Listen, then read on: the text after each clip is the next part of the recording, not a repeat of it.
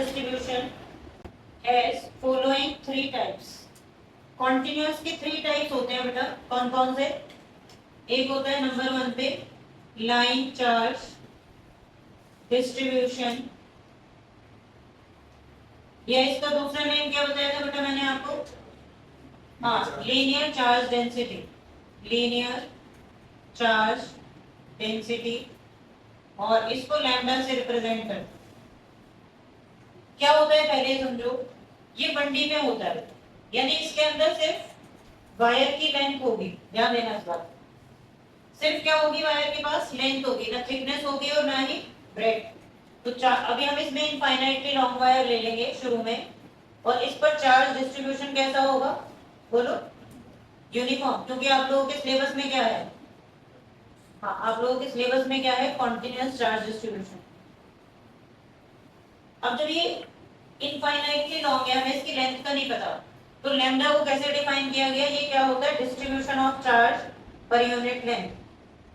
क्या बताया गया? Distribution of charge per unit, क्योंकि हम इसमें स्मॉल सेक्शन ले लेते हैं और ये अज्यूम कर लेते हैं कि स्मॉल सेक्शन पर चार्ज क्या है? dq, और इसका ओवरऑल लेंथ, छोटे सेक्शन का लेंथ हम क्या ले लेते हैं? dl, और फिर बता देते हैं चार्ज पर यूनिट लेंथ क्या होता है? हाँ, dq/dl। इसका ऐसा यूनिट क्या होगा? कूलम पर मीटर, जिसको हम इस तरीके से रख देते हैं बेटा। कूलम पर मीटर को आप इस तरीके से लिख सकते हो, या क्या होगा इसका डायमेंशन क्या होगा बेटा? a l, देखो यहाँ पर मीटर -1 है तो क्या होगा? ATL-1। ये लिखने का तरीका क्या होगा? m0 l-1 t1 a1, जैसे वो ऑप्शन बनाते हैं, तो वो हम देख लेंगे। अब अगर इसमें तुम्हें चार्ज निकालना है, सोचो अगर हमें dq निकालना है तो dq किसके इक्वल होगा? Lambda into dl। कैसे भी हम यूज कर सकते हैं। कभी कभी न्यूमेरिकल्स में क्या बोलेगा तुम्हें? वो फिक्स्ड लेंथ दे देगा, और फिक्स्ड लेंथ l। अगर ऐसा उसने क्वेश्चन में दिया तो ये श्योर होगा कि उसका चार्ज भी फिक्स होगा। तो ये लेंथ l ले लेंगे हम, और फिर हमारे पास लैम्डा का क्या फॉर्मूला बन जाएगा? लैम्डा इज इक्वल टू, ये एक स्पेशल केस है, इतना ही होता है। लेकिन इसमें फिर एक चीज और एक्स्ट्रा बता रही हूँ मैं क्वेश्चंस के लिए, वो ये बोलेगा कि अगर किसी पॉइंट P पर ये कितना इलेक्ट्रिक फील्ड क्रिएट कर रहा है, ये जो लाइन चार्ज है ये पॉइंट P पर कितना इलेक्ट्रिक फील्ड क्रिएट कर रहा है, या अगर हम कोई टेस्ट चार्ज रखते हैं तो वो कितनी फोर्स फील करेगा? बोलो। दोनों का एक ही मतलब है कि अगर आप यहाँ पे टेस्ट चार्ज रख दो तो कितनी फोर्स लगेगी, या यहाँ पर कितना फील्ड क्रिएट हो रहा है, ये कैसे निकालें? पिछली क्लास में बताया था ना मैंने, फील्ड कैसे निकालते हैं। किसी भी पॉइंट पर इलेक्ट्रिक फील्ड का क्या फॉर्मूला होता है? हाँ, तो यहाँ पर होगा इलेक्ट्रिक फील्ड, ये एक्स्ट्रा है न्यूमेरिकल्स के लिए, इंटेंसिटी एट P अगर तुम्हें निकालनी है तो E इज इक्वल टू क्या होता है बेटा? KQ upon R²। याद आ रहा है? तो यहाँ पर हम इस स्मॉल एलिमेंट से लेंगे तो स्मॉल इलेक्ट्रिक फील्ड क्या होगा? DE is equal to K DQ upon R²। लेकिन आप उसे बताओगे कि DQ किसके इक्वल है? हमारे पास यहाँ पे लैम्डा DL, क्योंकि यहाँ पर लैम्डा हमें पता है, बस हमें यहाँ पे क्या पता होता है? सिंपली लैम्डा पता होता है, क्योंकि वायर की लेंथ कैसी है? इनफाइनाइट। तो अब ये वैल्यू यहाँ पर 1 में पुट कर देंगे तो आपके पास DE इज इक्वल टू क्या आएगा? K lambda DL upon R²। Overall के लिए हम इसे क्या कर देंगे? ऑन इंटीग्रेटिंग, तो इंटीग्रेशन ऑफ DE K को 1/4πε0 lambda upon R² integration of DL minus infinity से। इस तरीके से किया जाता है, आप ये नोट कर लो। It is defined as the distribution of charge, it is defined as the distribution of charge per unit length. It is defined as the distribution of charge per unit length. पूरा note कर लो diagram के साथ इसको। Second case करेंगे continuous charge distribution. Second category है surface charge continuous के अंदर। मैं चेंजेस कर रही हूँ, आपको हो गया बेटा? यह भी रहता है सरफेस चार्ज डेंसिटी भी बोलते हैं इसको, जो Q है। हाँ, ये दोनों फिक्स है। अगर ऐसा केस देता है, एक दो बार क्वेश्चन आ चुका है कि चार्ज भी फिक्स है और वायर की लेंथ भी फिक्स कर दी, तो सीधा क्यू बाई एल लगा देते हैं। ठीक है, अब सेकंड केस देखो, सरफेस चार्ज डिस्ट्रीब्यूशन या सरफेस चार्ज डेंसिटी। अब ये सरफेस है तो ये 2D में होगा बेटा, जो चेंजेस है पहले उस पर ध्यान दो। ये 2D में होगा और इसका सिंबल मैंने क्या बताया था लास्ट क्लास में, सिग्मा। समझो इधर, इसके अंदर एक सरफेस होगी लेकिन उसमें लेंथ और ब्रेड्थ होंगे, थिकनेस नहीं होगी। इधर देखो, होगी वो भी इनफाइनाइटी, जैसे वो भी माइनस इंफिनिटी से कहां तक वाइड होगी, वो प्लस इंफिनिटी। अब तुम्हें इसके अंदर बताना है सरफेस चार्ज डेंसिटी, ट्वेल्थ में सबसे ज्यादा यही यूज होने वाला है। तो हम लोग क्या करते हैं बेटा, इसमें एक स्मॉल सेक्शन ले लेंगे जिसके अंदर चार्ज हम dq ले लेंगे और सरफेस एरिया क्या ले लेंगे, ds। तो फॉर्मूला यहाँ पे क्या बन जाएगा, sigma is equal to charge per unit surface area. एक बार देख लो, तो dq निकालोगे तो dq कितना आएगा, यहाँ से क्रॉस मल्टीप्लाई करके सिग्मा ds। इसके SI unit coulomb per metre square बनेगी -2, यहाँ पे -2 आएगा, ATL -2। इसमें बोलेगा फॉर फिक्स्ड स्फेरिकल शेल, यहाँ पर बोलेगा फिक्स्ड स्फेरिकल शेल 2D में होगा वो ऑफ रेडियस r। तो आपके पास फॉर्मूला क्या बनेगा, देखो इधर sigma is equal to q upon spherical shell की रेडियस r है तो स्फीयर शेल का एरिया बताओ। एक स्फीयर का एरिया क्या होगा बोलो, सरफेस एरिया स्फीयर का एरिया 4 पाई क्या होगा बेटा, sigma is equal to Q upon 4 pi. अब इसमें भी बोलेगा कि एक पॉइंट P है जहां पे तुम्हें इलेक्ट्रिक फील्ड निकालना है, ये क्वेश्चन बन गया, यहाँ इलेक्ट्रिक फील्ड बताओ r डिस्टेंस पर। तो हम यही सारी कहानी रिपीट करेंगे, पहले स्मॉल इलेक्ट्रिक फील्ड निकालेंगे, dq हो जाएगा और dq की वैल्यू यहाँ किससे डालोगे, sigma is equal to dq by ds। तो dq इज इक्वल टू क्या होगा, सिग्मा ds। अब ये सेम हो जाएगा सिग्मा ds, यहाँ पे मैं इंटीग्रेट कर दूंगी, सिग्मा बाहर आ जाएगा ds और ये इलेक्ट्रिक फील्ड आ गया ds। बस जहां जहां लैम्डा था मैंने सिग्मा कर दिया और l की जगह ऐसा। It is defined as the, definition लिख लो, it is defined as the distribution of charge per unit surface area. It is defined as the, definition लिख लो पहले, distribution of charge per unit surface area, per unit surface area, it is represented by sigma। सब कुछ लिख दो, उसके बाद board से देख के डायग्राम फॉर्मूला, ये इसका नॉर्मल फॉर्मूला, ये स्पेशल फॉर्मूला। अगर स्फीयर शेल है 2D है तो एरिया होगा 3D में, वॉल्यूम लेना पड़ता है। 3D में करो, अब नेक्स्ट वाला लिख लो फास्ट, कोई डाउट है तो बोलो। तीसरी कैटेगरी होगी volume charge distribution, volume 3D। Third category है बेटा volume charge distribution, volume charge distribution या वॉल्यूम चार्ज डेंसिटी। इसका सिंबल रो है और ये 3D में होता है। अब इसमें एक बॉडी आप क्यूबिकल लेंगे जिसके अंदर लेंथ, ब्रेड्थ और हाइट तीनों इंक्लूडेड होंगे, बट वो भी इनफाइनाइटली स्प्रेडेड होगी वो बॉडी भी। तो इसमें भी आपको फॉर्मूला यही होगा कि क्या होगा बेटा, देखो रो से रिप्रेजेंट करेंगे, इसके अंदर भी हम एक स्मॉल सेक्शन लेंगे, इसका वॉल्यूम क्या, इसके वॉल्यूम क्या ले लोगे dv और इसके अंदर चार्ज क्या ले लेंगे dq। तो फॉर्मूला क्या बनेगा, rho is equal to dq by dv। यहाँ पर dq क्या होगा, रो dv, क्या होगा बेटा, रो dv। और इसकी एसआई यूनिट क्या होगी, coulomb per metre cube -3, ATL -3, L -3। Definition लिख लो, बाकी मैं चेंज कर रही हूँ। स्फीयर है यहाँ पर, अगर आप एक स्फीयर ले लोगे तो स्फीयर 3D हो जाएगा यहाँ पे, और इसका फिर वॉल्यूम लोगे तो रो इज इक्वल टू क्या होगा, चार्ज पर यूनिट वॉल्यूम। बताओ क्या होता है स्फीयर का, स्फीयर का वॉल्यूम क्या होता है बेटा, 4/3 पाई r। ठीक है, और इसमें भी एक छोटे से पॉइंट पे यहाँ से हम फील्ड निकालेंगे, P पॉइंट पे r डिस्टेंस पे। तो मैं चेंजेस कर रही हूँ, आप डेफिनेशन लिख लो। It is defined as the ratio of distribution of charge, it is defined as the ratio of distribution of charge per unit volume to to the unit volume या per unit volume. Scalar quantity होती है सब, कोई भी vector नहीं है, सारी scalar quantities है। रो से रिप्रेजेंट करते हैं, फॉर्मूला लिख लो। चेंजेस मैंने सब कर दिए फील्ड के भी। इसमें बस सरफेस की जगह वॉल्यूम आएगा और सिग्मा की जगह रो आ जाएगा। गॉस थ्योरम करेंगे अब इसके बाद, ये तीनों पार्ट्स कवर हो। ध्यान से देख के कर लेना, वैसे मैंने हर जगह चेंज कर दिया है। गॉस थ्योरम क्या होती है पहले समझ लेते हैं, इंपॉर्टेंट है। 3 एप्लीकेशन भी हैं उसके आपके सिलेबस में, सिंपल है काफी, ध्यान दो। पिछली क्लास में आप लोगों को याद होगा हमने इलेक्ट्रिक फ्लक्स एक टर्म पढ़ी थी। इलेक्ट्रिक फ्लक्स क्या होता है, क्या बताया था मैंने? हाँ बोल दो। नंबर ऑफ, पढ़ लो इतनी देर में तो स्टूडेंट पढ़ लेता है अपनी नोटबुक से।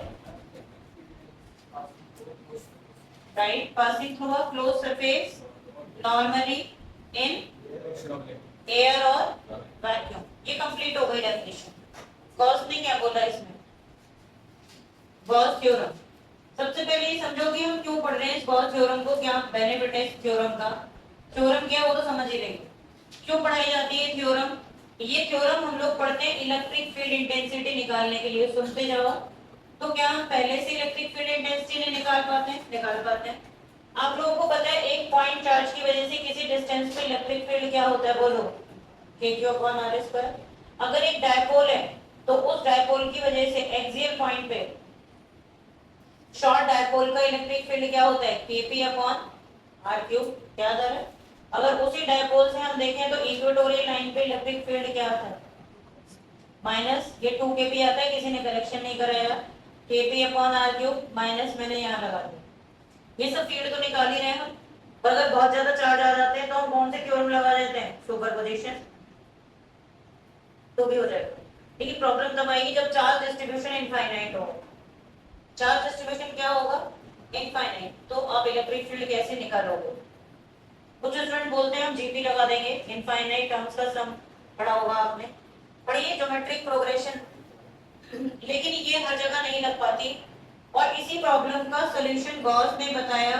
इनफाइनाइट डिस्ट्रीब्यूशन ऑफ चार्ज के लिए अगर इलेक्ट्रिक फील्ड निकालना है तो किसे यूज करेंगे, गॉस थ्योरम को यूज करने की उन्होंने 2 कंडीशन रखी। Number 1, charge must be uniform. Number 2, charge must be closed. याद रखेंगे लगाते हुए, यूनिफॉर्म होना चाहिए और चार्ज कैसा होना चाहिए, क्लोज। क्या बताया उन्होंने अपनी थ्योरम में? उन्होंने बोला कि जैसे तुमने पिछली क्लास में इलेक्ट्रिक फ्लक्स पढ़ा, ये इलेक्ट्रिक फील्ड लाइंस हैं और मैंने यहाँ पे एक क्लोज सरफेस रख दी, तो उसके नॉर्मल, यहाँ से नॉर्मल से जो सरफेस एलिमेंट है वो किसकी डायरेक्शन में देखा जाता है बेटा, फील्ड की डायरेक्शन। ds का कंपोनेंट किसकी डायरेक्शन में देखना है, फील्ड की डायरेक्शन में। तो ये उन्होंने बताया कि ये फ्लक्स है। अब गॉस का कहना ये था कि जब ये फील्ड क्रिएट कर रहा है तो ये तो बात श्योर है कि इस सरफेस के अंदर कोई ना कोई चार्ज तो बंद हुआ होगा। बताओ, पिछली क्लास में बताया था कि ये जो पॉजिटिव चार्ज है चारों तरफ फील्ड क्रिएट कर रहा है, तो इस फील्ड का कोई तो सोर्स है ना। तो जब आप यहाँ पे कोई क्लोज सरफेस रख रहे हो जिसके अंदर फील्ड लाइन है जो कहां से आई होंगी, किसी चार्ज से। तो गॉस का कहना था कि ये जो इलेक्ट्रिक फील्ड होगा एक क्लोज सरफेस से, यही फ्लक्स है जो 1/ε0 टाइम्स ऑफ चार्ज एनक्लोज्ड होगा। क्या बोला उन्होंने, 1/ε0 times of charge enclosed. Charge enclose क्यों लिया, क्लोज सरफेस है क्योंकि जितना चार्ज बंद हुआ, और 1/ε0 किसकी वजह से आया, एयर और वैक्यूम की वजह से। तो ये मैथमेटिकल फॉर्म है। 2 फॉर्म होती हैं उसकी थ्योरम की, सुन लो। पहली क्या है, इलेक्ट्रिक फ्लक्स किसके इक्वल है, direct 1/ε0 times of charge enclosed. बोलो देवर। और दूसरी फॉर्म क्या है, ऐसे पढ़ते हैं जैसे मैं बोल रही हूँ, surface integral of close surface with electric field is 1/ε0 times of charge. दोनों ही फ्लक्स के फॉर्मूले हैं, एक किसकी फॉर्म में, इलेक्ट्रिक फील्ड की, और दूसरा किसकी फॉर्म में है, चार्ज की। कब कौन सा लगाना है ये क्वेश्चन में आपको अपने आप पता चल जाएगा, मैं आपकी हेल्प करूंगी। पहले थ्योरम का स्टेटमेंट लिख लेते हैं। It states that the total electric flux, it states that the total electric flux through the closed surface 1 upon epsilon naught times is 1 upon epsilon naught times the total charge enclosed is 1 upon epsilon naught times the total charge enclosed. एक form और दूसरा form लिखो surface integral of electric field surface integral of electric field is 1 upon epsilon naught times 1 upon epsilon naught times the total charge enclosed in air or vacuum. बोलो समझ आ गया? चाहे ऐसे बोलो या ऐसे, दोनों ही क्या है, एक ही बात है. मैथमेटिकली गॉस थ्योरम ऐसे लिखते हैं. ये बॉक्स में जो लिखा है मैंने ये लिख दो. ये तो अलग अलग है, ये भी ठीक है, ये एक फॉर्म है, ये भी ठीक है, बट ये दोनों कंबाइंड हो तो ये वाला लिखो और एक ही में दोनों चीजें आ रही हैं. फ्लक्स ये बोल सकते हो या ये बोल सकते हो, एक ही बात है. Electric flux is E dot ds जो ऑलरेडी पढ़ा हुआ है, बस उसको 1 अपॉन एप्सिलॉन नॉट टाइम्स, ये एयर में है, एयर में है या वैक्यूम में है. और अगर मीडियम हुआ स्टूडेंट तो क्या होगा बेटा? आपको बताइए कि मीडियम में फ्लक्स क्या होगा? 1 अपॉन एप्सिलॉन m आ जाएगा. और एप्सिलॉन m हम पहले पढ़ चुके हैं, k एप्सिलॉन नॉट या एप्सिलॉन r एप्सिलॉन नॉट के इक्वल होता है. तो मीडियम में फ्लक्स कम हो जाएगा, यानी q upon k epsilon not, या ये फ्लक्स ऑफ मीडियम में जो फ्लक्स होगा वो एयर से 1 अपॉन k टाइम्स हो जाएगा. ये एक्स्ट्रा बता दिया. मीडियम वाला अलग से लिख लेना क्वेश्चंस के लिए. तो मीडियम में जाने से फ्लक्स कम हो रहा है कि बढ़ रहा है? डिनोमिनेटर में आ रहा है तो क्या हो रहा है? फ्लक्स कम हो रहा है, बढ़ रहा है. देख सकते हो मीडियम में फ्लक्स क्या होगा? Reduce. In medium flux will decrease. इसको ना वो मीडियम की जगह डाइलेक्ट्रिक मीडियम डालता है, क्योंकि के डाइलेक्ट्रिक कांस्टेंट है, तो इससे कंफ्यूज मत होना. प्रूफ हेडिंग डालो Gauss theorem.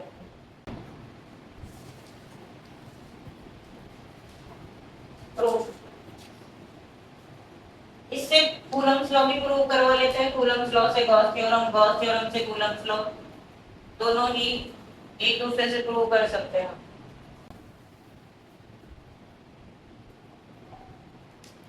Proof of Coulomb's, पहले गॉस थ्योरम का कर लेते हैं. Consider a point charge q. यहां जाओ सभी.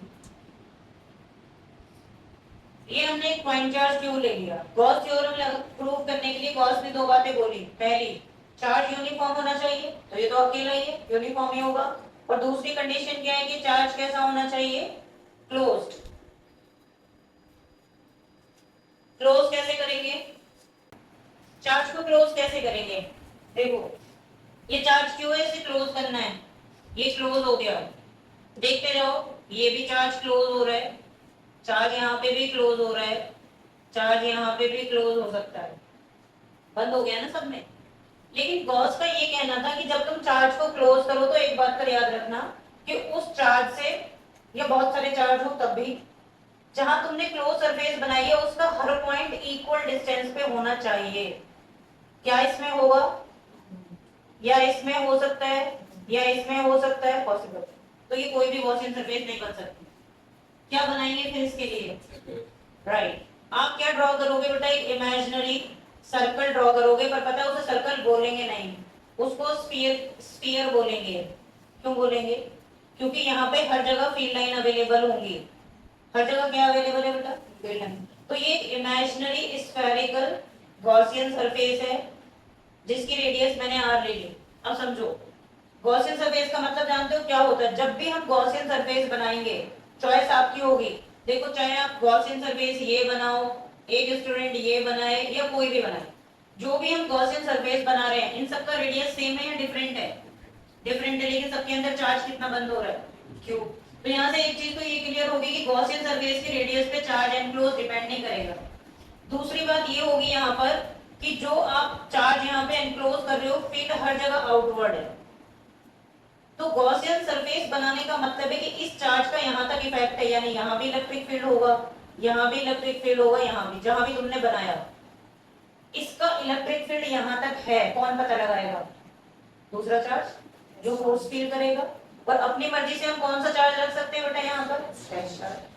तो यहाँ से अब इसके प्रूफ की शुरुआत होगी। हमने टेस्ट चार्ज रख दिया, यूज कूलम्स लॉ, जो कूलम ने क्या बताया था, K Q1 Q2 upon R square, value डालो K Q nought upon R। But पिछली क्लास में आपने फॉर्मूला पढ़ा था, उससे भी पीछे इलेक्ट्रिक फील्ड क्या होता है?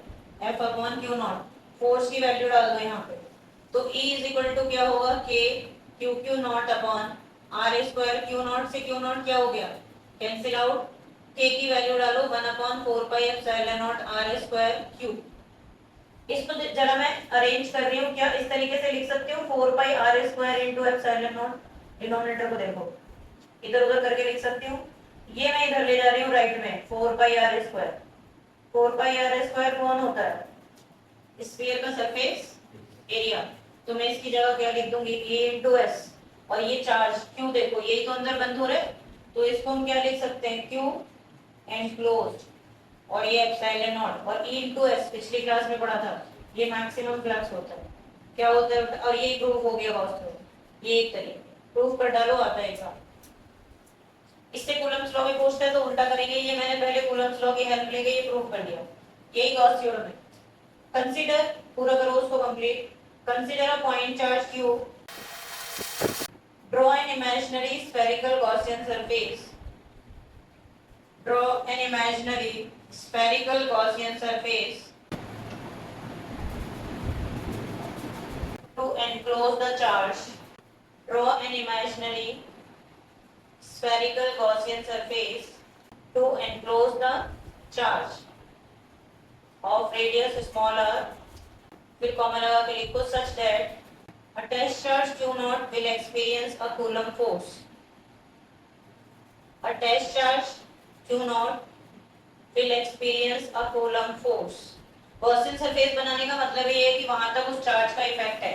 पूरा डायग्राम बना के नोट कर डालो लास्ट तक, जहां मैंने लिखा है दिस इज गॉस थ्योरम।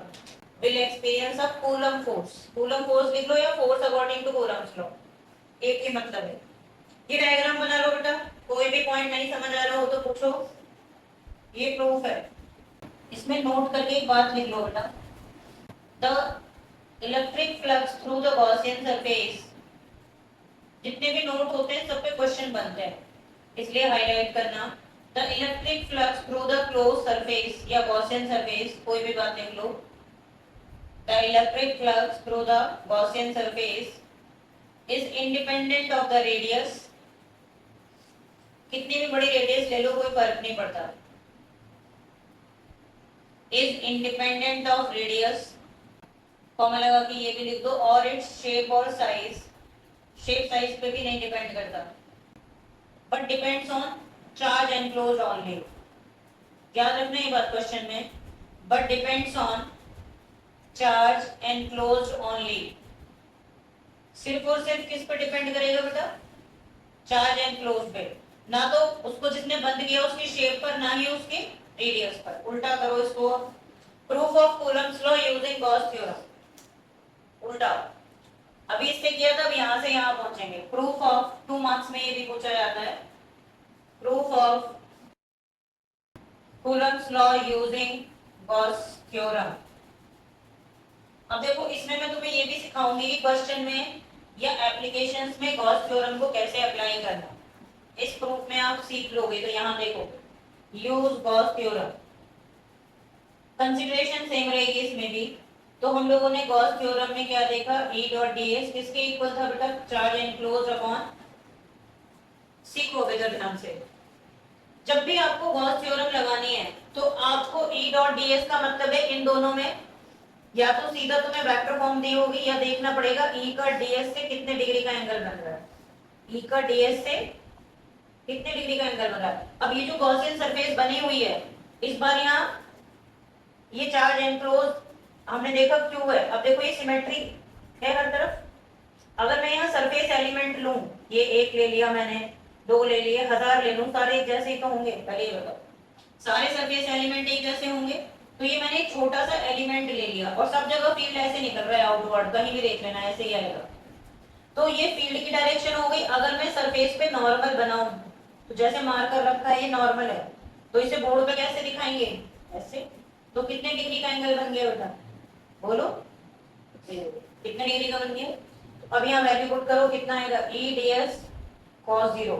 और दूसरा काम होगा तुम्हारा ये देखना कि चार्ज एनक्लोज कितना हो रहा है। तो यहाँ इस गॉसियन सरफेस के अंदर कितना चार्ज एनक्लोज हो रहा है, हमें पहले से ही पता है कितना बंद हो रहा है बेटा, क्यू। तो ये क्यू अपॉन cos 0 की वैल्यू क्या होती है, cos 0 की वैल्यू क्या होती है, डाउट में हो तुम लोग, 1 होती है। अब ds बताओ, सरफेस एरिया क्या होगा, 4 पाई आर स्क्वायर। इसको उस साइड ले जाओ, तो E इज इक्वल टू कितना आ गया, 4 pi r square epsilon not. E की जगह आप तुम समझ गए होंगे, हम लोग क्या लिख लेंगे बेटा, F अपॉन Q नॉट, और अगले स्टेप में कूलम्ब लॉ प्रूव हो गया। ये बस नोट कर डालो, ज्यादा बड़ा नहीं है, बहुत ज्यादा इंपॉर्टेंट तो कह नहीं सकते, लेकिन आया हुआ है बोर्ड्स में, तो इसे हम फॉर्म में लिख देंगे 1 upon 4 pi epsilon nought Q Q nought upon R square. Simple है, जब एक बार समझ आ जाएगा तो आप खुद से कर दो, यही कूलम्ब लॉ। डायग्राम यही चलेगा, इसमें नॉर्मल वगैरह बना देना ऐसे जैसे मैंने बनाया, थीटा 0 लिखने कहीं पर। फ्लक्स से पूरा तैयार कर लेना, पहले इस संडे जो टेस्ट होगा उसमें फ्लक्स नहीं आएगा, गॉस थ्योरम नहीं आएगी, बस जो उससे पहले वाला सेक्शन हमने खत्म किया, डायपोल चार्ज फील्ड, ये सब होंगे पूरे, अब कंप्लीट कर लेना ये बोर्ड स्किल्स। डायपोल वगैरह ज्यादा होंगे, चैप्टर पूरा ही कर लेना, पूरा चैप्टर तैयार करना फ्लक्स से पहला पहला। अब देखो यहाँ पे लास्ट में लिख देना दिस इज कूलम्ब्स लॉ।